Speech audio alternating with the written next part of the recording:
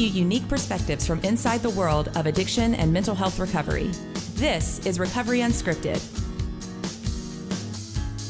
Hi guys, welcome to this episode of Recovery Unscripted, podcast powered by Foundations Recovery Network. I'm your host, David Condos. Glad to have you with us today. We've got two great guests, both from the Admissions Center of FRN, Maritt Peterson and Nate Hartmann. They're going to give us an inside look at the admissions process and answer some of the common questions that people often wonder when seeking treatment. Making this type of call can seem really intimidating, so hopefully we'll be able to demystify the process today and make it just a little bit easier for someone to reach out and get help for themselves or their loved one, because that's really what this is all about. All right, let's get started.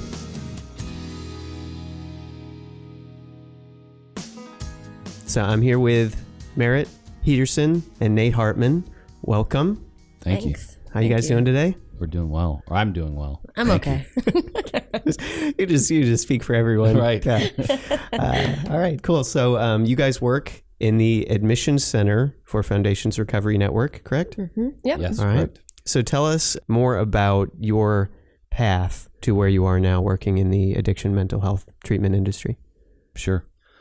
So mine started probably 13 years ago when I met with a therapist myself, and the therapist suggested that I go to treatment, and I was in a place where I was ready to accept that advice. And my parents and I called the treatment center that he recommended that we call, and with really a lot of blind faith, took the leap and ended up going into treatment.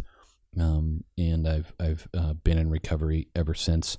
About 6 years ago, I ended up working for a company that does admissions and interventions, and found that I could be the person on the other end of the phone to accept that blind faith that I gave to someone else. And so I've been working in this field since that time. Cool. Yeah. And Maritt? Yeah, my story is a little bit different. I am not in recovery, but I've grown up with a family member who has been pretty sick since I was young. So I've always had this love of this industry. I've loved watching the miracle, really, of recovery. And so I got into this industry through wanting to be a part of that for the rest of my career. I think that having people who really feel strongly about recovery and want to help others is important on this end.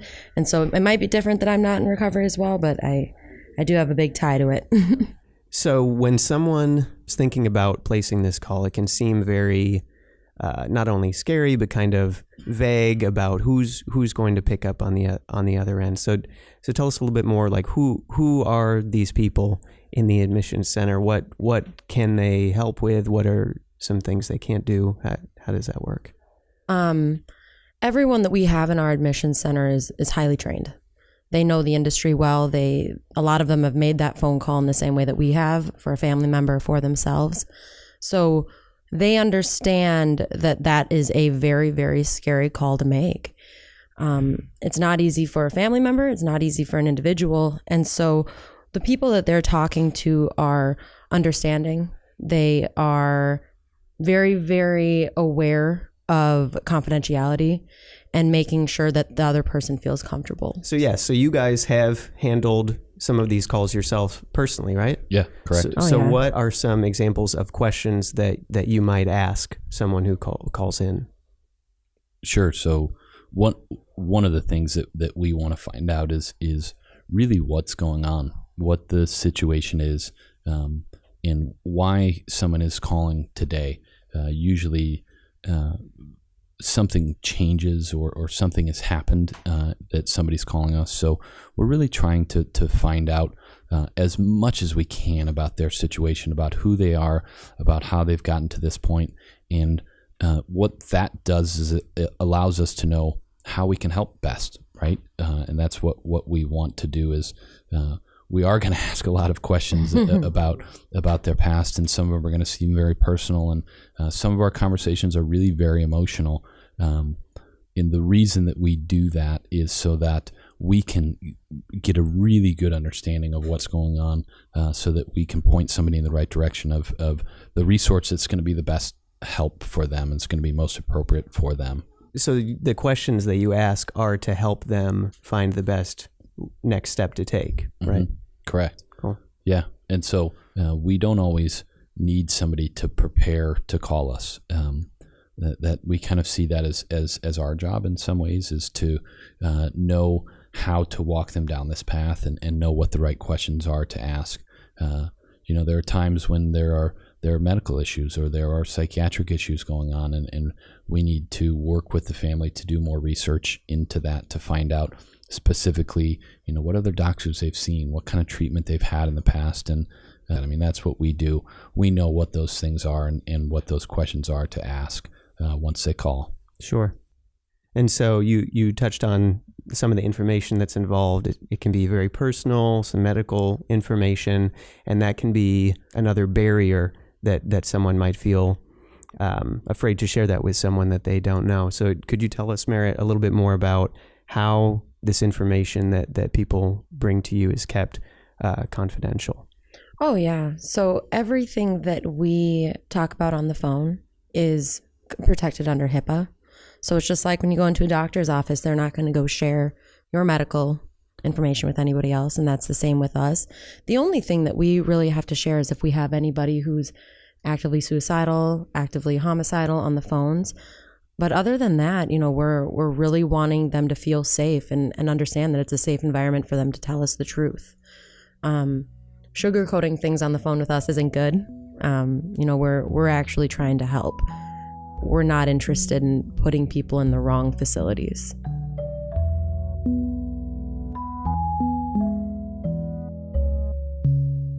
So then the next step after you have this information would be to help them determine what type of treatment, what facility. How do you use that information to take that next step and find out what would be best for this individual? So once you have everything in front of you, you're really able to kind of piece the puzzle together of what the correct fit is. What I used to get a lot with families was, okay, what's the closest one to us? And that's a lot of times, honestly, not the best fit. So what we try to do at that stage is see if they're looking at utilizing any insurance, see if that's something that's important to them. And then from there, really narrow down which facility. There are thousands, right, Nate? Thousands and thousands of treatment centers that are out there. And we know of quite a few of them, actually. So, if you have someone who's struggling with a very specific disorder, like maybe an eating disorder or self-harm, they're not going to be an appropriate fit at some of our facilities. So we want to make sure they're getting the right help. So they'll either go through our process coming into us, but I will say quite a few of them we're referring out to facilities all across the country. I think we might even have a couple outside of the country at this point that we're working with as well. Sure. So what are some different types, some different categories of specialties and different approaches to treatment? Sure.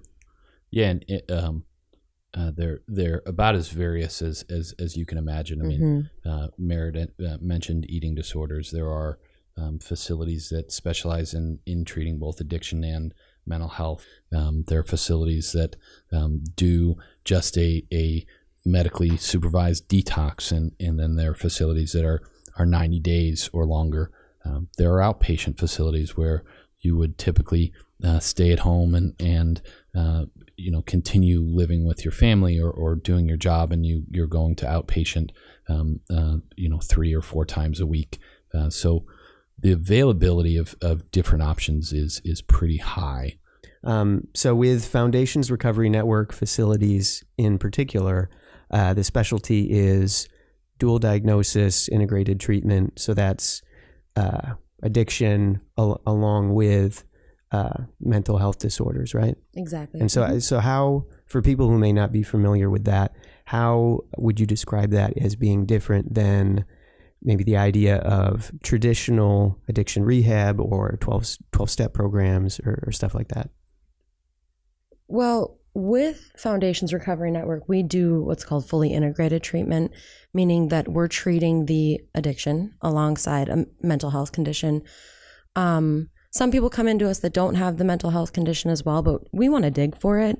There's always the possibility that it could be there. And a lot of times what I would hear with families is, well, he doesn't have anything or she doesn't have anything. It doesn't hurt to see. And so having the ability to see psychiatrists, see therapists who are master's level or above, and have the availability of that type of treatment there allows for the person to be treated a lot in a more holistic type of approach. Sure. We want to look at the spirituality side of it. We want to look at all the different sides, because if you treat just one, what I've seen the most in the years that I've been doing this is if you focus on just one part of an individual, the other side can start to lack. And so looking at the addiction, looking at the mental health, seeing what, if they're fueling each other, what could be happening is really what we try to focus on. Right, Nate? Yeah. The question we get a lot is are you guys a 12-step program?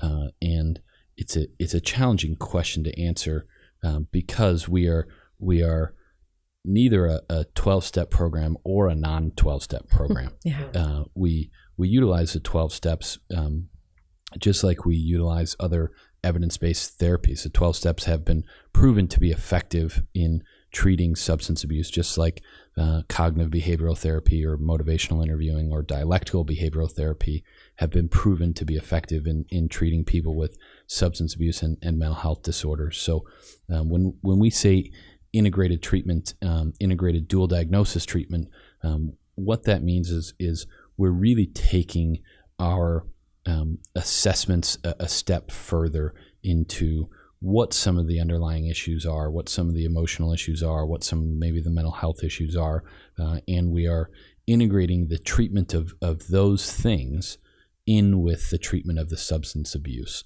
And that's what we say, or that's what we mean when we say integrated treatment. And I would say that's the difference between us and a program that is a traditionally 12-step program. And there's nothing wrong with the 12 steps. We utilize the 12 steps, but we're able to look at each person that starts with our conversation on the phone here and create an individualized treatment plan for them using all the tools that we have in our toolbox to make sure that they're getting the care that they need and make sure they're going through the change process that they need to go through to get to long-term recovery. Right, and because the mental health part of the situation, if it's not treated, then even if they go to treatment for substance use, then that could cause relapse. That could, correct, and the vice versa is true. If they go and if somebody gets treatment for just the mental health piece and they don't treat the substance abuse, the same can happen where they relapse on the substance abuse side. It kind of goes both ways.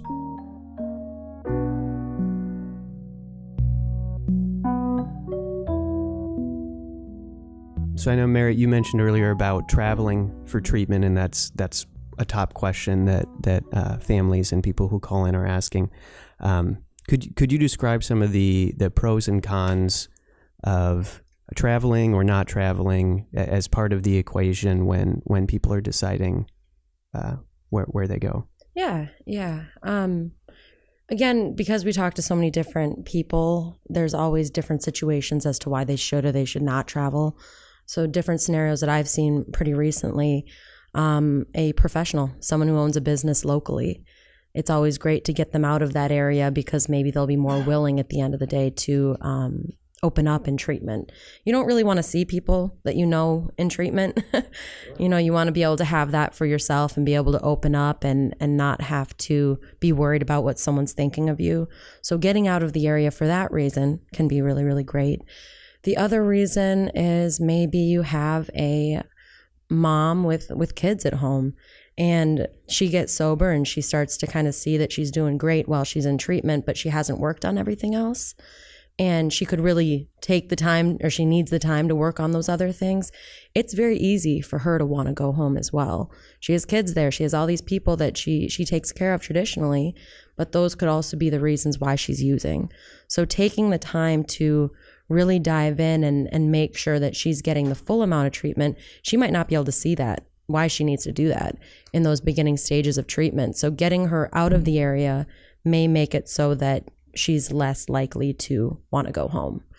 Let me think. Another instance I've seen, another reason that I would say it's good for people to go, maybe someone who's a little bit resistant to treatment. They're going, but they're going because they have to. Maybe they're court mandated, or maybe they just don't want to, but their parents are saying they have to.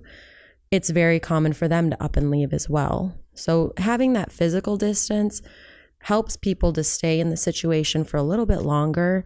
And I will say that majority of the people I've worked with through the years of doing this, they've said that that's helped them. Yeah, and kind of like you touched on before, helps them to focus on themselves, gets them out of the distractions, whether it's inherently negative distractions or just caring for your family. Yeah, that's a good point. So when someone calls in, what would you say is the usual timeline? If you could just walk us through a real basic timeline from between the call and arriving at treatment. Sure. So a typical call will come in, and that first conversation could last anywhere from 30 to 45 minutes, sometime an hour. And after that happens, there's a review process that we go through here. We have our clinical team look at the file and review the file. We have our insurance team and financial team look at the file. And then we're usually getting back to a family within no more than 2 hours, typically after that first phone call was made. And we're able to go over options with them at that point. In a lot of scenarios, people are coming to treatment with us. They're traveling to treatment the same day that they place their first call. In the majority of scenarios, people are coming to treatment within 3 days of placing that first phone call. The reason for that is a couple of things. One, like we said earlier, something's usually happened, and there's a reason that somebody is making that phone call.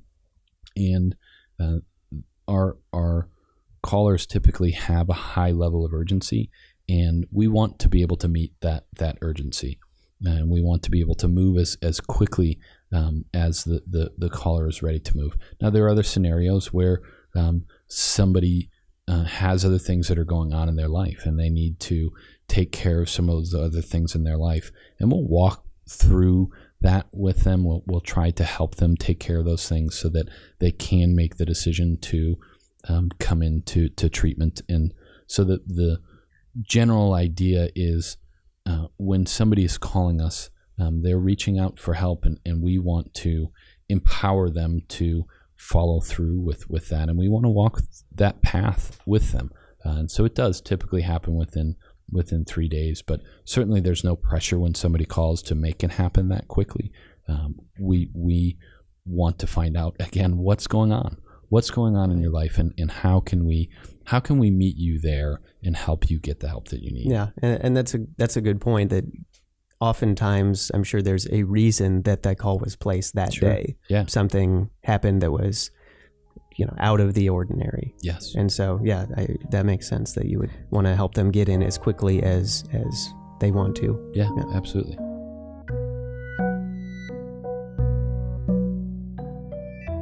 So another question that a lot of people probably wonder about as they're getting ready to call is about the financial side, about the cost of treatment. But I know that that's a very complicated question. There's no simple answer to that.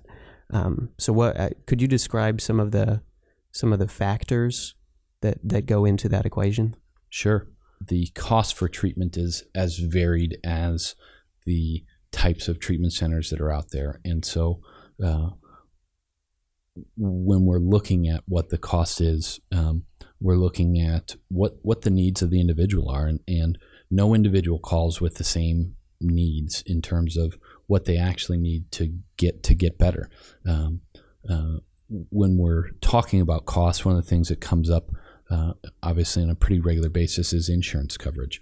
And insurance is a very complicated thing, and knowing about your insurance specifically for substance abuse and mental health is even more complicated. We have a whole team of people here that all they do all day long is communicate with the insurance companies and talk to the insurance companies and advocate for our patients to get the best coverage possible from the insurance companies.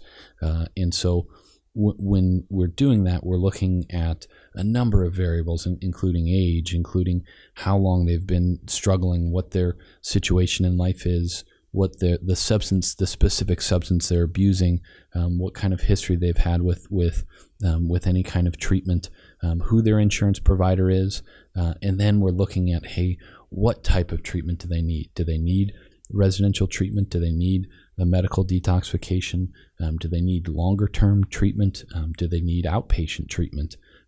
What is it what they need? And people often, it's usually one of the first questions they ask, well, how much does this cost? And our answer is, it depends. Let us ask you some more questions so we can find out what's going on, because there is no one simple answer to that question. There are lots of variables, and our hope is to be able to find out enough about what's going on so that we can find a treatment solution that is going to work for that individual person or their family, and work with their budget so that they can access the treatment that they need. And sometimes that's with us at the Foundation's Recovery Network facilities. More often than not, it's with somebody else. Sure. And that's the next thing I was going to ask about. After you're going through this process with someone who's on the line, you have the information.